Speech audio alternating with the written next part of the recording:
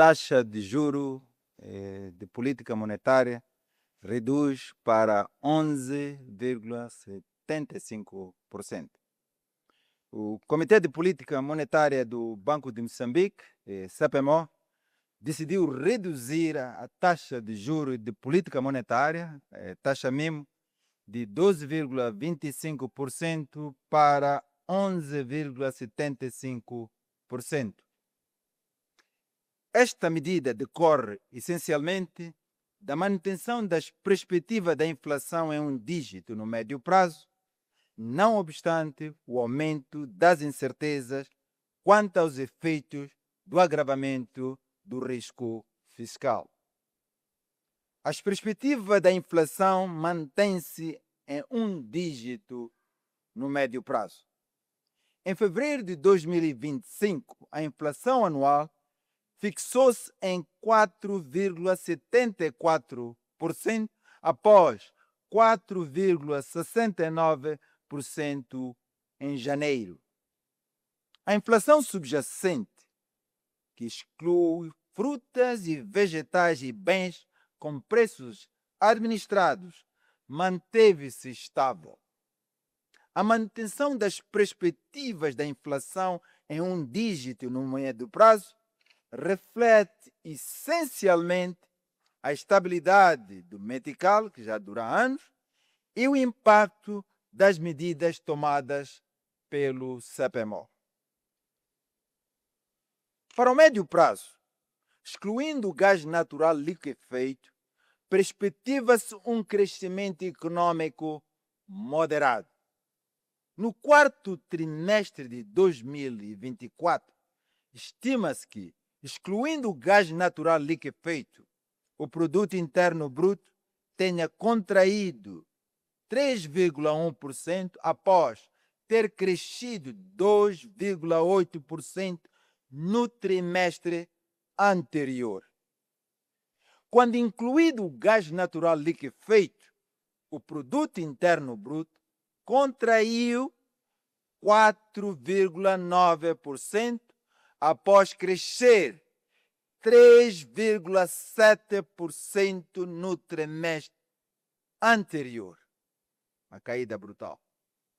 No médio prazo, antevê-se que a atividade econômica, excluindo a produção do gás natural liquefeito, recupere gradualmente, não obstante as incertezas quanto aos impactos dos choques climáticos na produção agrícola e nas infraestruturas diversas e os efeitos da tensão pós-eleitoral sobre os vários setores de atividade. A pressão sobre o endividamento público interno continua a agravar-se. A dívida pública interna, excluindo os contratos de mútuo e de locação, e as responsabilidades em mora, situa-se em 447,2 mil milhões de meticais, o que representa um aumento de 31,7 mil milhões em relação a dezembro de 2024. As taxas de juros do mercado monetário continuam a reduzir. A taxa de juros de referência para o crédito, a prime rate, continua a reduzir em linha com as decisões de política monetária. O mesmo comportamento observa-se nas taxas de juros que os bancos praticam com os seus clientes. Por seu turno, o crédito à economia aumentou 5,7% de janeiro de 2024 a janeiro de 2025. Os riscos e as incertezas associados às projeções da inflação aumentaram. Destacam-se como prováveis fatores de aumento da inflação no médio prazo os impactos do agravamento do risco fiscal num contexto de crescentes desafios para a mobilização de recursos financeiros para o orçamento do Estado e os efeitos dos choques climáticos e da tensão pós-eleitoral sobre os preços de bens e serviços. O CPMO continuará com o processo de normalização da taxa mínima no médio prazo. O ritmo e a magnitude continuarão a depender das perspectivas da inflação, bem como da avaliação de riscos e incertezas subjacentes às projeções do médio prazo. A próxima reunião ordinária do CPMO está marcada para o dia 28 de maio de 2025. Também, como já temos feito, faremos 3 rondas, com um máximo de 4 perguntas em cada ronda. E, mais uma vez, realce que as perguntas devem limitar-se aos temas desta conferência, portanto, as medidas tomadas pelo CPMO. Obrigado, vamos parar por aqui. Silêncio, por favor. Ok, está bem, pronto, obrigado. Boas perguntas, todas elas. Algumas são a repetição de algumas que foram feitas no passado, mas vou me esforçar de lidar com elas de uma maneira direta, como tem sido. A primeira tem a ver com as reservas obrigatórias. A abordagem não mudou, como tenho vindo a explicar, a abordagem é a mesma.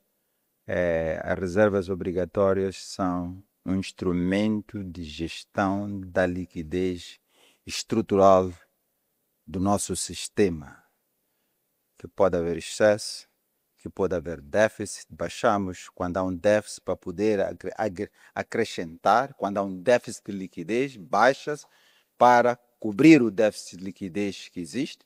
E quando há excesso, contrai-se para reduzir o excesso, porque o excesso também cria problemas ao sistema. Então a abordagem é a mesma, mesmo é isso. A nossa avaliação, na última reunião, estivemos aqui reunidos, nós baixamos de uma maneira substancial as reservas obrigatórias, de quase 39 ou 40 a os níveis atuais de 29, 30, digamos, 10 pontos básicos, quase 10% de redução. É uma redução. Isso libertou muita liquidez. Só para lhe dar uma ideia da ordem de magnitude. Se puser isso tudo junto, só em meticais estamos a falar de pelo menos 55 mil milhões de meticais, só da parte de meticais, e quase 250 milhões em termos de moeda estrangeira que foi libertada para o uso, para o funcionamento normal da economia.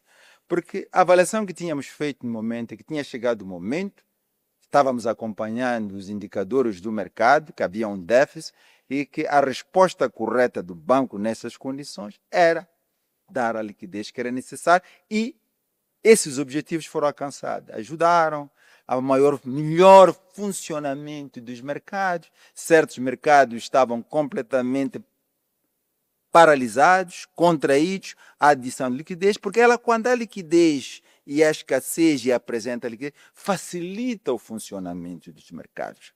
Foi uma boa decisão. Avaliamos, como sempre avaliamos, não só para o CPMO, nós avaliamos a liquidez, direi, diariamente. E posso, com certeza absoluta, dizer mesmo que neste momento nós estamos tranquilos com o nível de liquidez que existe no sistema, não há necessidade de tocar na liquidez estrutural, mexendo com as reservas obrigatórias, e por isso vamos mantê-la. Não é uma coisa que se brinca com os coeficientes que a marca, próximo mês muda, amanhã não, porque tem a ver com a estrutura da liquidez. Porque para mexer com a liquidez conjuntural ou aquela diária, okay, temos outros instrumentos, que são as intervenções que nós fazemos regularmente nos mercados, para ajustes na margem da liquidez. Então, neste momento, estamos tranquilos, achamos que a decisão que foi tomada foi acertada e deu, no geral, os resultados que nós esperávamos. Nem sempre tudo foi completamente no que nós esperávamos que fosse, mas no geral foi bem sucedida. Então é isso. Neste momento estamos tranquilos com isso. Moeda estrangeira, escassez de liquidez. Eu disse uma coisa importante e continuo a dizer. Nós tomamos aquela decisão que tem a ver com a liquidez. Para nós, no banco, liquidez em dólares, liquidez em meticais, são praticamente substitutos. Você tem dólar, vai ao mercado, compra divisas. Se compra meticais, ou se tem meticais, procura divisas. Pode não ser uma substituição perfeita, mas há. Agora, eu disse que tomamos uma decisão e mexemos um pouco também as reservas obrigatórias no mercado. Claro que ajudou, facilita a posição dos bancos, é uma boa coisa. Os bancos tinham mais liquidez para poder encaminhar nos destinos que, segundo a avaliação do risco dos clientes, dos setores e tudo, acharam que era a melhor avaliação. Porém, isso é muito importante. É importante a questão que eu sempre disse do fundo cambial. O banco não controla o fundo cambial, o Banco Moçambique, a Autoridade Monetária. É gestão dos bancos comerciais. Quem recebe, quem financia o fundo cambial são as exportações que vão diretamente para a conta dos bancos.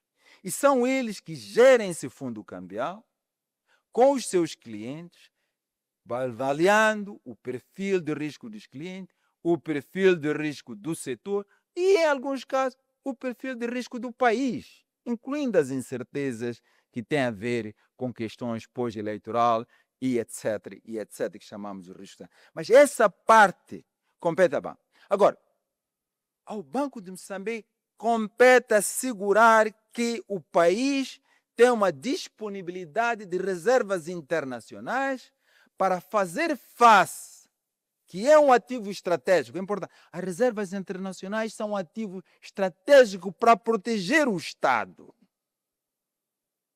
Vocês têm que saber, o Estado, o governo, tem compromissos em várias ordens. E tem que estar, como país, temos que estar em condições de responder a isso. E esses compromissos são honrados pelas reservas internacionais. Não é a banca, não é o fundo cambial que vai fazer. Vocês imaginam se não tivéssemos um nível confortável de reserva? Implicaria até ameaçar o fundo cambial, de uma certa maneira, porque não tendo, e tendo que honrar compromissos do Estado, das várias formas, de tudo que o Estado tem que importar, não é a banca que vai financiar, implicaria que nós teríamos que forçar o fundo cambial, que também não teria sentido. Então, há essa ginástica. E é importante, repito e continuo a repetir, é importante entendermos a importância da banca na gestão do fundo cambial e que respeitamos a isso. Dívida pública e... qual era a pergunta? Dívida pública, querem saber qual é o ponto da situação da dívida pública. Aproveitaria também, ligada à pergunta que foi feita logo a seguir pelo colega da STV, que está ligada ao fato de que a classificação da nossa dívida pública doméstica sofreu um downgrade para o que chamam Selective Default, incumprimento. Não é uma boa notícia, não vamos esconder, é uma notícia que nos preocupa, mas mais que nos preocupar, ela lança-nos um desafio. Porque ela, como tal, o que é que ela está a dizer? Ela amedronta os investidores. O Estado emite papel, é um devedor. E quem compra essa dívida do Estado são investidores. Quando essas agências baixem, neste caso, baixaram de uma maneira substancial o rating para o que chamam Selected Default, alto nível de incumprimento, então quer dizer que nós ficamos com um instrumento de dívida quase especulativo. Não sei se me estou a explicar. Sendo especulativo, poucos investidores vão querer ter esse título, esse instrumento na sua carteira. Então, corremos o risco que esses que os têm querem se libertar dele, porque é especulativo. Alguns até têm guiões que, a não ser que o título tenha um certo rating, não querem na sua carteira. Então, mina a confiança dos investidores. Isso tem implicações em termos de acesso a crédito doméstico e externo das famílias, das empresas e do próprio Estado. Então, é uma notícia, mas eu disse logo, ela está a lançar-nos um desafio do que devemos fazer para superar, para lidar com essa situação, para que, num período razoável e rápido, possamos, de novo, aumentar o nosso rating. Essa que é a ideia. É um desafio. Quando a gente tem, não é um fim, o que é que fazer? Não, sentimos necessidade e hoje a ginástica, o que é que devemos fazer? O que é que deu errado? O que é preciso fazer? Que outras medidas têm que ser tomadas para lidar com isso? Então, é isso que eu iria dizer sobre isso. Selective default, e depois tem a questão de impacto real das manifestações. É sobre a economia ou sobre a banca? Yeah. Bem, sobre a banca, a banca respondeu muito positivamente, contribuindo, apresentou propostas que, apesar do ambiente difícil que o país está a atravessar, por causa dessas manifestações, ela veio a dar uma resposta construtiva através da linha de crédito, através de outros instrumentos, para facilitar a vida dos tomadores de crédito, de famílias, empresas e etc., dentro de certos limites. E foi feito de maneira voluntária, isso é muito importante. Então, ela fez a sua parte. E por que ela fez a sua parte? Porque ela está, a banca, em condições de fazer, tem níveis de solidez, de saúde e de liquidez que lhe permite jogar esse papel construtivo de dizer, por um período de tempo, podemos renunciar voluntariamente a certos ganhos para ajudar aqueles setores que foram mais prejudicados do que nós. Não é que a banca não foi prejudicada, foi. Tivemos balcões vandalizados, fechados, essas coisas todas foram prejudicadas. E mais que isso, vários tomadores de crédito que de repente entraram em cumprimento por causa do resultado das manifestações que destruíram patrimônio, destruíram as empresas, não estão mais em condições de pagar. Então ela também sofreu, mas olhou construtivamente, num entendimento com o governo, num entendimento com o presidente, que podemos também fazer a nossa parte. E fizeram, e louvamos esse gesto. Então, essa resposta que eu ia dar a isso. E o que era mais? Para razões da taxa mínima continua, não sei, taxa mínima, né? Nós anunciamos essa de janeiro, né? Já vai mais de um ano, janeiro de 2020. Já estamos já quase a caminho de um ano e meio e até agora temos estado coerentes no sentido de continuar com esta normalização. E sempre estamos a avaliar. E no momento quando anunciamos, nós tínhamos feito uma reflexão profunda entre nós. De sermos cautelosos, de sermos prudentes nessa trajetória, porque sabíamos que ela tinha riscos. Vivemos num país que está sujeito a todo tipo de choques. De natureza política, de natureza climática e vários. Temos secas, temos cheias, temos ciclones, em alguns casos terremotos, e tudo isso muitas vezes acontece ao mesmo tempo. E o risco de iniciar e anunciar a trajetória, acho que alguém me perguntou à época, mas mesmo como é que você diz que vem 24 e depois não vai parar logo? Eu disse, nós já avaliamos, já temos clareza que chegou um momento de iniciar essa caminhada que não vai ser fácil, que vai ser desafiante, mas que sentimos-nos seguros que podemos arrancar. E continuamos a avaliar, continuamente. E hoje avaliamos. E como é que nós avaliamos? como é que está a inflação? Chegamos à conclusão que, apesar de todos esses riscos, incluindo o que foi recentemente anunciado, que é um risco, é um choque. O fato é que, de repente, passamos de triple C minus para selective default. Não é brincadeira nenhuma. Uma mudança muito radical. E chegamos à conclusão que, sim, que apesar disso, a nossa meta para o médio prazo e para o curto prazo, de termos uma inflação de 1 dígito, ela está dentro da trilha. Estamos na trilha e se estamos, por que não continuar? Há espaço.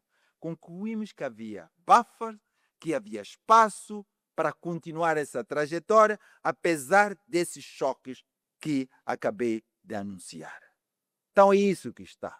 Neste momento, eu disse no momento lendo o comunicado que continuaremos com a trajetória enquanto houver esse espaço. E que nós, preocupar é sempre a meta de inflação. Quando essa meta de inflação de um dígito sentir-se ameaçada de uma maneira visível, marcante, aí vamos ter que avaliar, parar ou até mesmo, se necessário, reverter. Não sei se respondi a sua questão. Muito obrigado. Obrigado, Excelência. Vamos então à segunda ronda. Havendo mais questões, por favor. A primeira tem a ver com quanto tempo precisaríamos, como país, não sei, olhando para a economia, para uma recuperação ao nível em que estávamos. Não sei se digo a um ritmo melhor, mas a um nível em que estávamos antes destas todas as incongruências registradas em outubro até então. E depois disso, gostava também de ouvir o comentário do Banco de Moçambique no que toca ao plano, ao PQG, que estará a ser debatido na Assembleia da República na sessão que iniciou hoje. Obrigado, Excelência, por favor. Tá bem? Tá certo. A primeira pergunta, quanto tempo, não é uma pergunta fácil de responder. Porque tem a ver, não é só a ver com decisões de política, tem a ver como essa trajetória vai ser. Então é muito difícil. Eu acho que o objetivo não é só recuperar para estar na situação em que estávamos antes da crise. Precisamos de fazer muito mais que isso. Isso implica implementação. Temos as políticas tradicionais que nós conhecemos, política fiscal, política monetária, política prudencial. Mas, mais que isso, precisamos de implementar reformas. Precisamos que certos projetos que estão ali em curso também entrem em jogo. Então, sem termos... É muito difícil neste momento que as coisas estão aos poucos a entrar na trilha, saber quanto tempo isso vai acontecer. Porque tem a ver com isso. Sobretudo essa parte de reformas e implementação de projetos é uma questão crítica. E é difícil dizer quando é que isso vai acontecer. Não sei se fui claro. Não é uma questão que a gente pode... Seria bonito dizer que não, daqui a 3 trimestres vamos estar ou não estar. Ainda estamos a lidar com riscos não insignificantes. Ainda temos que implementar certas reformas e projetos. Qual vai ser esse percurso? Qual vai ser a nossa capacidade de execução? Quais vão ser os riscos domésticos e externos que vamos enfrentar? Tudo isso vai contar. Então, não estaria mesmo capaz de lhe dizer neste momento. Mas eu iria simplesmente acreditar, se continuarmos na trajetória, e que eu disse, nos próximos trimestres, o que é que estamos à espera? É de uma recuperação gradual.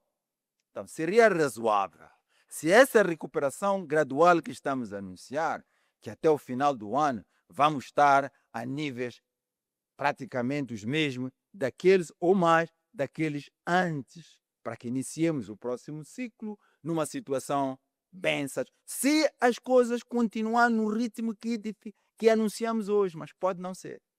Não sei se ajudei.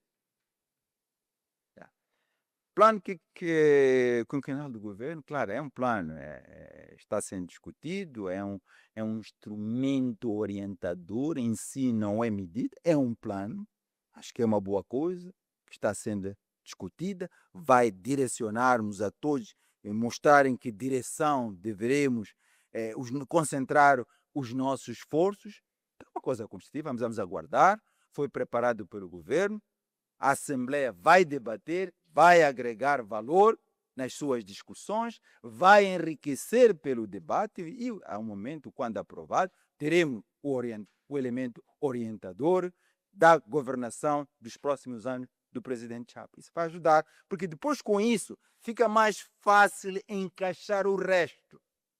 Porque ele é um elemento orientador, dá uma âncora e as outras áreas começam a trabalhar ao redor desse plano. Então essa que é a ideia.